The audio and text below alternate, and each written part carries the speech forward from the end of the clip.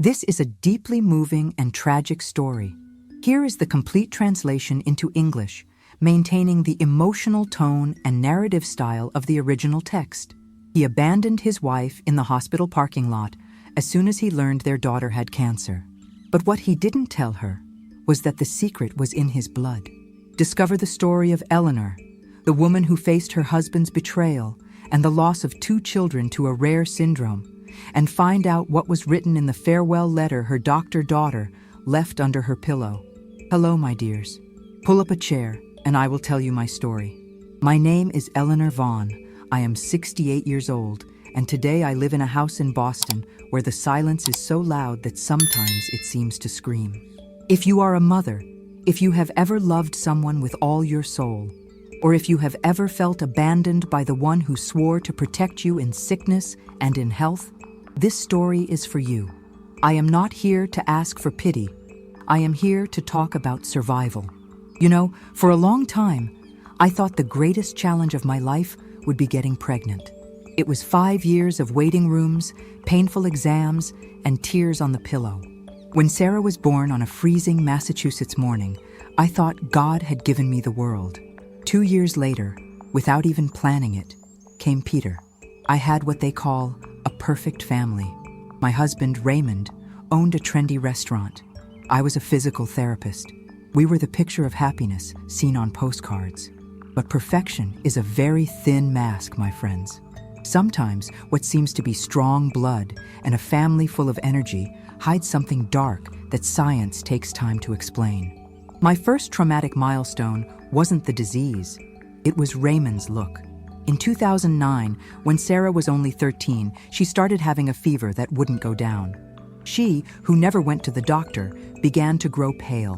When the oncologist in Boston called us into a small room and uttered the word leukemia, my world stopped. I looked to the side, searching for my husband's hand.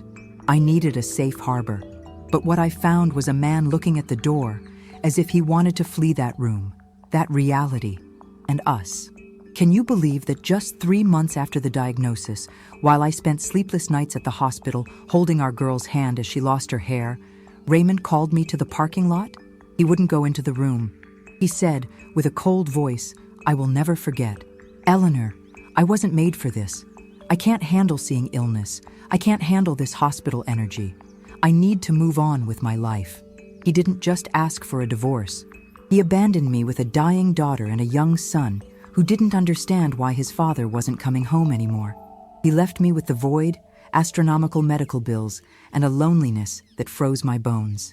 I worked double shifts, returned to the hospital, cared for Peter, and prayed for Sarah to win. And she did. At that moment, I thought the worst had passed.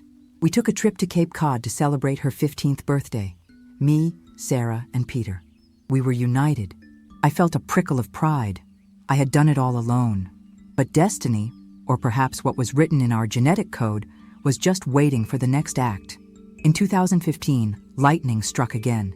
Peter, my joyful boy, started limping. The diagnosis? Osteosarcoma, bone cancer. It was there in that cold hallway that I screamed at God. I asked, why again? Why me?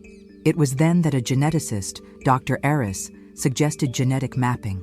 The revelation was a punch to the stomach that left me breathless for days. There is a genetic flaw called Li-Fraumeni Syndrome. It is a mutation in the p53 protein, the one that is supposed to protect us against cancer. My children were born without that protection. And where did it come from? It didn't come from me. It came from Raymond. That man, who abandoned us claiming he couldn't handle seeing illness, carried in his blood the death sentence of his own children. Did he know his sisters had died young? Did he know his father had problems? He withheld it. He left us behind, not just out of cowardice, but perhaps out of a guilt he couldn't face. He gave us life, but he also gave us tragedy. Every 3 minutes of silence back then, I received new bad news, but I couldn't fall. I was the only pillar of that house. And it was in the midst of this war that I met David. He was the man who held my hand when Raymond vanished. He loved my children as if they were his own. But fate has a cruel sense of humor. When both my children were fighting aggressive tumors, the 2020 pandemic arrived, and David, my safe harbor, the man who helped me carry the burden the biological father rejected, was taken by COVID-19 after 44 days in the ICU. I found myself burying my husband David 1 month and struggling to keep Peter from seeing my pain the next. Can you imagine what it's like to look at your son and know he is becoming a prisoner of his own body, as Peter once told me? I fed my son with syringes, bringing the flavors of the foods he loved, while his face transformed because of a brain tumor. I saw Sarah, my warrior who became a doctor to save others, sit beside her brother and say, "Mom, Dad's blood was too strong, wasn't it? Raymond?" He reappeared years later, also sick, asking for forgiveness. But forgiveness is expensive when bought with time that never returns. He died in 2023, but before that, I had to face the greatest sacrifice a mother can make. Stay with me, because what Sarah asked of me before she left, and the secret she left in a letter under my pillow, changed everything I thought about justice and love. My dears, do you know the silence of a phone that doesn't ring? After Raymond walked out that door in the hospital parking lot, his silence was more painful than any scream. I would go back to our house in Boston, and his clothes were still there, the scent of his cologne lingering on the sheets. But the man who promised to be by my side in joy and in sorrow had simply decided our sorrow was too heavy for his prestige. I was a physical therapist. I earned enough for a comfortable life, but treating childhood cancer in the United States is a machine that grinds dreams and savings. The bills started arriving in brown paper envelopes, piling up on the kitchen table. Sarah needed chemotherapy, imaging tests, and support that insurance didn't always fully cover. And where was her father? He was at parties, reopening his restaurant, posting photos of new beginnings, while his daughter lost the golden curls he claimed to admire so much. There was one night I'll never forget, when Peter, still very small, asked me, "Mommy, did Daddy leave because Sarah got sick? If I get sick, will you leave too?" That broke what was left of my heart. I hugged him so tight, it felt like I wanted to fuse his body with mine to protect him from any harm. I replied that I would never, ever let go of their hands. I started working 3 shifts. I saw patients at home early in the morning, went to the hospital to be with Sarah in the afternoon, and at night, I wrote medical reports for a clinic.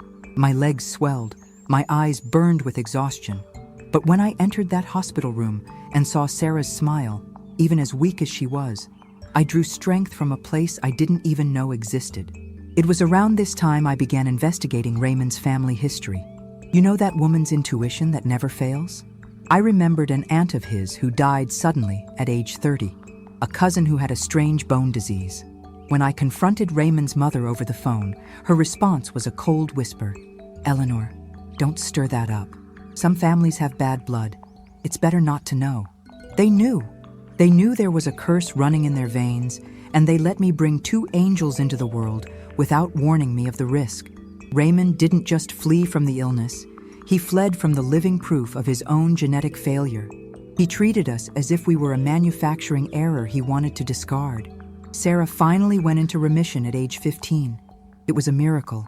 For a brief moment, I thought I had defeated destiny and abandonment. I became a lioness. But Peter, my little Peter, was growing up under the shadow of that same invisible threat.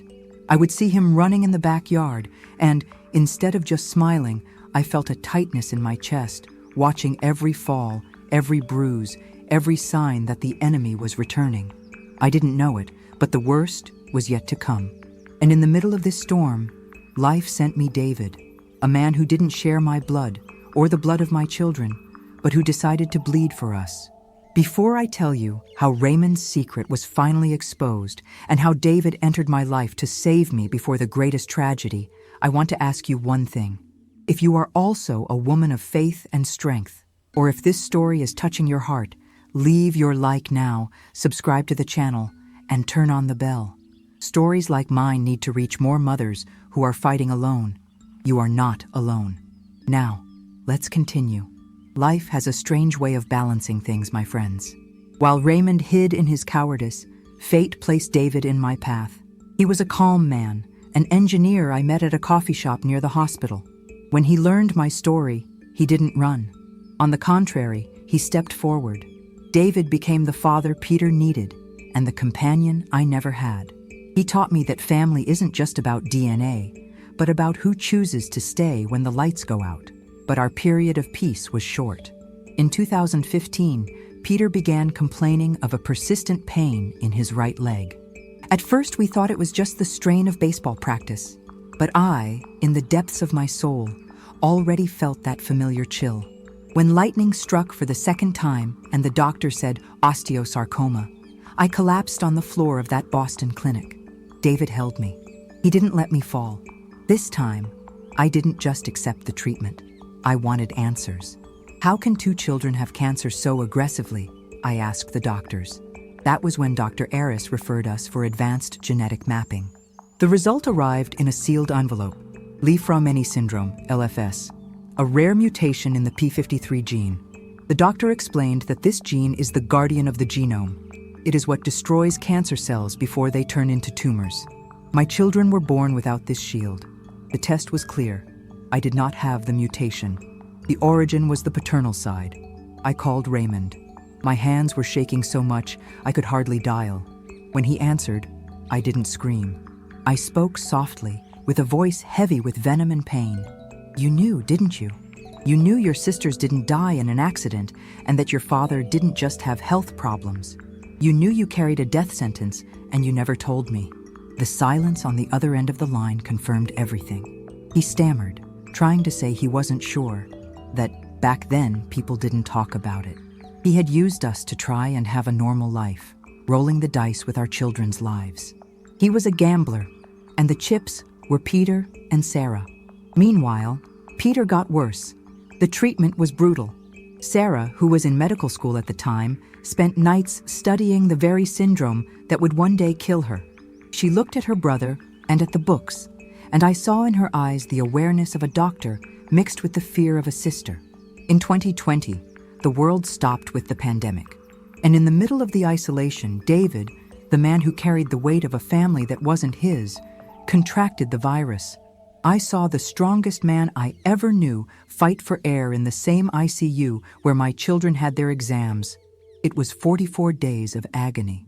I was torn between Peter's room, as he fought metastases, and the glass of the ICU where David was wasting away. When David left, I felt like my last pillar had fallen. I buried the man who loved me in a closed casket funeral, with only 3 people present. I went home to look at Peter and tell him that Father David had gone to heaven. Peter looked at me, his face already transformed by the tumor, and said, "Mom, don't cry. David went ahead to get our place ready. I'll be right behind him." My dears, the grief for David was still alive in every corner of the house, but I didn't have the luxury of stopping to cry. Peter was wasting away before my eyes. The brain tumor, a cruel glioblastoma, began to rob my boy of his movement.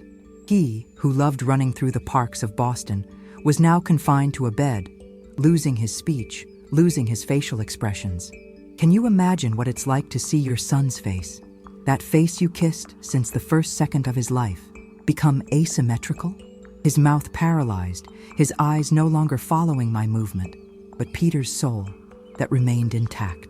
Sarah, nearly finished with medical school, set up a schedule.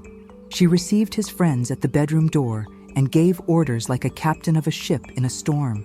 No one cries in here. In here, we don't talk about sadness. Come in to laugh with him.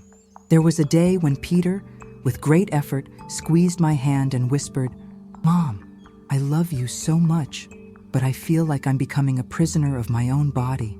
That was like a knife wound. I created a code with him. 2 blinks for water, 1 closing of the eyes for no. And so, in silence, we talked about the infinite. On his birthday in April, I decided to perform a homemade miracle. Peter loved the food of our roots, dishes that warmed the soul. I made a rich soup, blended it all, and with a syringe, I fed my son as if he were a little bird. Every drop he swallowed was a victory. He didn't speak, but his look of satisfaction told me, "Thank you for treating me like a person and not like a sick patient, Mommy." Peter left in November, just 2 months after my father had passed away. I was exhausted, my dears. I felt I had given everything to God. But Sarah, my Sarah, was my last anchor. She graduated from medical school through tears. At the graduation ceremony, she didn't look at the empty chair of her biological father, Raymond, who was still missing. She looked at the sky, to Peter and David. She began working as a doctor, saving lives, but fate had already plotted the next chapter. 3 months after graduating, while working a shift in Boston, Sarah collapsed. When I received the phone call at 2 in the morning, I already knew. The enemy had returned to take my last treasure. Her diagnosis was the same as Peter's, but even more aggressive. And it was there, in that hospital where she was now a patient and not a doctor, that Raymond reappeared. He came with a haggard face, saying he was also sick. The same syndrome he withheld from us was now consuming him from within. He looked at me and asked for forgiveness. I looked at him, at the man who abandoned us during Sarah's leukemia years ago, and realized that hatred wouldn't bring my children back. I said, "Go get treated, Raymond. I need to take care of my daughter. Your forgiveness now is between you and God, not me." Sarah knew everything. As a doctor, she read her own exams. She knew that time was but a breath, and that's when she did something that left me floored. She started writing letters to friends, to the future nieces and nephews she would never have, and a thick letter sealed with wax, which she handed me with a request. "Mom, only open this when my heart stops." My dears, we now enter the territory where a mother's love becomes something superhuman. It was 72 days of hospitalization. Imagine what it's like for a mother to live inside a hospital room, seeing the daughter who just became a doctor, with a brilliant future ahead, being consumed by the same evil that took her brother. Sarah was too lucid. As a doctor, she wouldn't accept being deceived. One day, she held my hand firmly and gave me the hardest order of my life. "Mom, I don't want heroic acts. I don't want to be intubated. I don't want machines keeping me here just to prolong your suffering. I want to leave as I lived, with dignity." That is called avoiding dysthanasia, the useless prolongation of pain. The doctor came to me and said there was an experimental chemotherapy, very expensive, about $75,000 a dose. We got the donation, we tried for 40 days. But on a gray Boston afternoon, Dr. Aris called me aside. The tumor had doubled. Science had reached its limit. I had to make the decision no mother should have to make. Authorize the end of aggressive treatment and focus only on comfort, on palliative care. I left the room to collapse in the hallway where Raymond was sitting, hunched over. He looked at me with eyes full of tears and said, "I believe the disease is coming back for me now. After Sarah is gone, I'll be next." At that moment, I felt a mixture of pity and outrage. He was reaping what his silence had planted, but the price was paid by my angels. I went back into the room with my heart in pieces, but with a serene face. I didn't let Sarah see a single tear. There was a night when she, with great difficulty, helped me take her to the bathroom. She looked at me in the mirror and cried, "Mom, I didn't want you to have to take care of me like this again. You've already suffered so much in this life." I replied to her, "And I say to you now, daughter, the greatest honor of my life is being your mother. Letting me take care of you is the last gift you give me."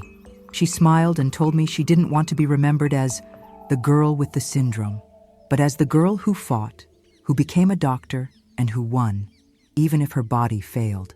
In the early hours of the 72nd day, her heart began to fail. The tachycardia was visible on the monitor. The nurse wanted to call the resuscitation team, but I stood up. I said, "No, let her go." I took her in my arms, as if she were that baby from 20 years ago. I pressed my ear to her chest and whispered, "You can go, my love. Peter is waiting for you. David is there. Mommy will be fine, I promise. You fulfilled your mission." At 5 a.m., the monitor went silent. Sarah passed away in my arms. Raymond passed away shortly after, in 2023, consumed by the same syndrome and, I hope, by the weight of his conscience. I remained, but I wasn't alone. Remember that letter she left? My dears, the silence that followed Sarah's departure was the deepest I have ever experienced. After burying my second husband, my father, my son, and finally, my doctor daughter, I found myself alone in that house in Boston. Raymond was also gone, taken by the same cursed inheritance he hid for so long. He died repentant, but his forgiveness no longer belonged to this world. It was just me, the walls, and the emptiness. But I had one last mission: to open Sarah's letter. My hands shook so much the paper almost tore. When I began to read her handwriting, still firm, I felt as if she were sitting there with me. In the letter, she didn't speak of cancer, or pain, or Raymond. She wrote, "Mommy, you spent your whole life being our shield. You fought against Daddy's abandonment, against the lack of money, and against the science that failed us. But now, I ask you one last favor. Don't die with me. My blood has stopped, but yours still flows. Live for me. Date again. Travel. Dance in the kitchen. Help other mothers who are lost in the dark. If you stay sad, I will be a prisoner too. Be free, because I am now free." Those words were my rebirth. I realized that if God left me here, while everyone I loved had departed, it's because I have a purpose. I am not the victim of Li-Fraumeni Syndrome. I am the living testimony that love is stronger than DNA. Today, at 68, I use my social media and my knowledge as a physical therapist to guide families. I fight for genetic mapping to be accessible, so that no other woman is caught by surprise by the silence of a cowardly husband. I learned that death is not the end of a story, but a change of plans. Sometimes, when the sun sets in Boston, I feel a light breeze, and I swear I hear Peter's laughter and Sarah's serious advice. I feel David's protective embrace, and I smile. I smile because I kept my promise. I didn't file my pain away. I transformed it into light. For you who are watching me and think you won't be able to handle the weight of your cross, look at me. I lost everything, but I didn't lose my faith or my capacity to love. Love transcends matter. They are in me, in every word I say to you. Enjoy today. Kiss your children. Forgive what is possible, but never accept less than the truth. Life is a breath, my dears. Make it worth it. If Eleanor's story touched your heart and gave you strength to continue, don't leave without leaving your comment. Tell us which city you are watching from and write "strength" in the comments, so I know you made it to the end. Leave your like, subscribe to the channel, and turn on notifications. Your presence here helps bring hope to other families. Until the next video.